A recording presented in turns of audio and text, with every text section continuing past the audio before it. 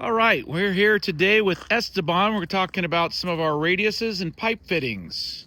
So he's going to explain some of the stuff for a dry utility pipe and pipe fittings.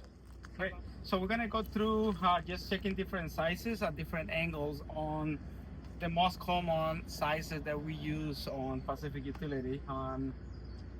This is a specific most of the utility companies, Edison, Riverside Electric, Moreno Valley, different utility companies use basically the same sizes and same type of material. So it is can be bare a little bit on few of them. The sweeps that may be a little bigger or a little smaller, but the main use is pretty much what we have right here on this. And starting with the 3-inch, as you see right here, we have different sizes of angles.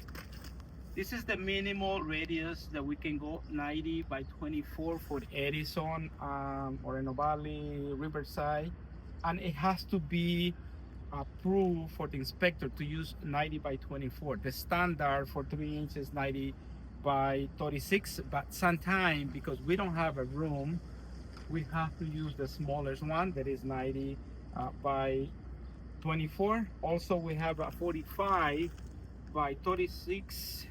22 by 36, and it's legal, but it's the minimal. The 22 by 24 has to be approved also from the inspector because it's the minimal. We don't want to go to the minimal because we have a chance to get more into problems. Also, we have that you see the difference.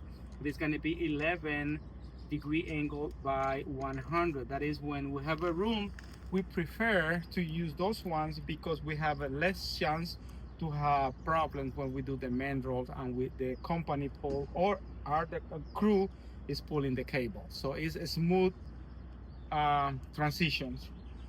As you see right here, also we have the 4-inch that we have different angles right here.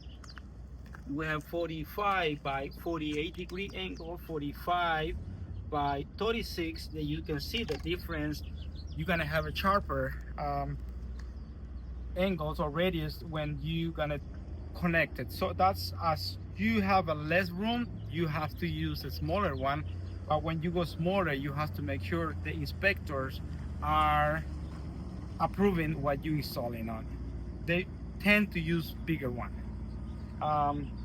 Also, we have a 22 by 48 that is gonna be the compression with this one. As you see, kind of bends the same degree angle. Now, if we move to the different 90s right here, as you see, all of these ones are 4-inch, but they have a different sizes. So this one is a 90 by 36. So you just use 36 or 3 foot to be able to make it turn. And this one you need 48 to be able 4 foot to be able to get that turn. And in this one is a 90 by 60. So it's less common because sometimes we don't have too much room. And this one, Bob, just to mention to you, is kind of replacing when we don't have enough room, but we do have a little bit more to replace this one. That this one is going to be 2 pieces of this one is going to make you 12.5 foot 90. So 2 pieces of this one, we're going to make you to go this one is going to make you turn. So we go with this one. So we have a different sizes right here for each side. We can have that type of bends. Now if you go for the 5-inch, we have a different angles right here. We have a 11 by 150. 2 of this one is gonna make this one. So this is a 22. As you see right here, I can just put it together and it's gonna be coming exactly the same distance because they are meant to be just following the same radiuses. So 2 of this that is 22 by 150 is gonna make 1 of this. And 2 of this one is gonna make you a full 90 degree. So this is a 45 by 150. So that means 150 means that it is 150 inches to be able to complete a full 90. So on right here we have a different type of fittings, different sizes pretty much. We have a couplings, a regular coupling. We have the what we call a slip coupling that we use when we don't have a room. So we can just put the pipe together, but we can have a less room and we can slide it through the pipe and the fittings or through pipe to pipe. So also we have reducers. This is a transition from 6-inch to 5-inch pipe. So and multiple this is more used when we coming from a structure. They already have a terminals, but the terminals are 6 inches and we need 5-inch pipe is when we use this type of transition. So as you see, this one, it goes inside of the coupling. You see it's kind of a little hard to put it in because that's why we put the glue on, and that will help us to be able to push it in. When we try to put it dry, of course it's not gonna go in that easy. And as you see right here, now this is not the regular side, but it's kind of just to give you demonstration. This is the transition now from 5-inch to 4-inch. So we always can use a transition because sometimes for different reasons we have to just get from the structures that we're using to a different size of pipe. So we do transitions on it, or from the panel to the regular pipe. So coupling, regular coupling, as we mentioned already, slip couplings, 4-inch, and then we can go back now with the transitions again, 4-inch to 3-inch.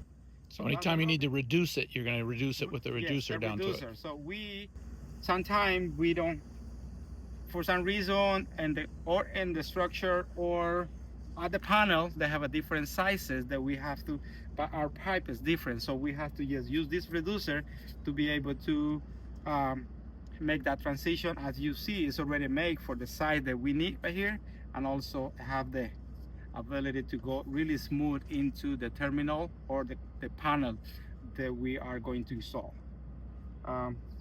Let's say regular coupling. Those are usually made from the same pipe.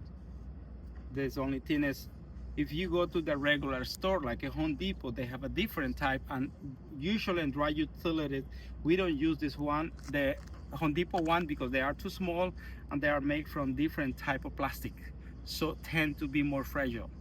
So this one is a specific made for the dry utility when we're gonna put it straight into the trench. That is more, I can say more flexible, but at the same time is more make it specific for this when you're gonna go straight to the dirt. Okay, Bob. So on the same thing, we have the slip couplings that we use when we don't have a room. Many times we use those one when we connecting services, specific multifamily, that they are really really minimal space to work. So we tend to use those one because it makes it easier and smooth to be able to do the work and leave everything safe and secure. As we go right here now, we have a different, what we call it, bases, and those are for separation and specific when we're doing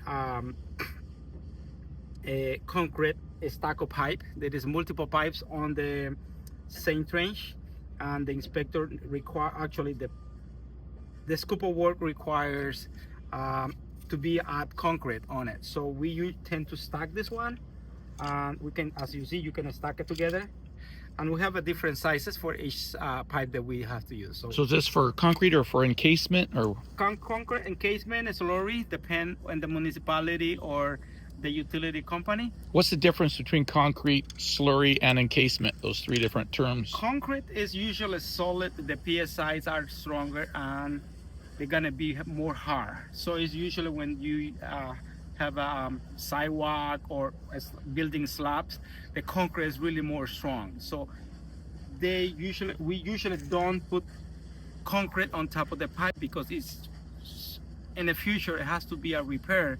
It's going to be really difficult to be able to break that concrete and do the repair. So The encasement is a mix of sand, a small gravel, like a 3/8 gravel, with less concrete on it. So they have a percentage. They call it 2%. That is means the PSI is about 1800 PSI. Typical concrete is going to be between 25 to up. The PSIs in the concrete, the strength on the concrete. So makes a little softer to be able to break in case of repairs, but at the same time keep enough strength to be able somebody digging through is gonna be And notice they're in notice something, there is right? something right there. So it protects the pipes. Yes, and the slurry, that is the third one, is only sand, concrete and sand. So it has almost the same amount of concrete than encasement, but because it's sand only, it's a little more soft. It's a little more easy to break it. When you mix in bigger rock, it make it harder and make it stronger to bundle it together. So that's why they use different. So you start out at concrete, which is a mixture of rock, sand, and concrete, and then you go down to encasement is the next one. And encasement has rock. A small rock, like a 3/8. And then slurry is mostly just all sand. Just sand and amounts of sand. The slurry, it can have a stronger PSIs also. They call it one sack, that is a percentage of sand with concrete, that it comes like about 1,000 PSI strain. They make it softer to work with. But when you go to 2-sack slurry, it makes it harder. You're talking about 16 to 1700 PSI. So it makes a little stronger. As you go higher on the what they call a sack, or the amount of concrete, it makes it harder. Very good. So, the same thing, you can just put them together either side that you want to use. This is 5-inch.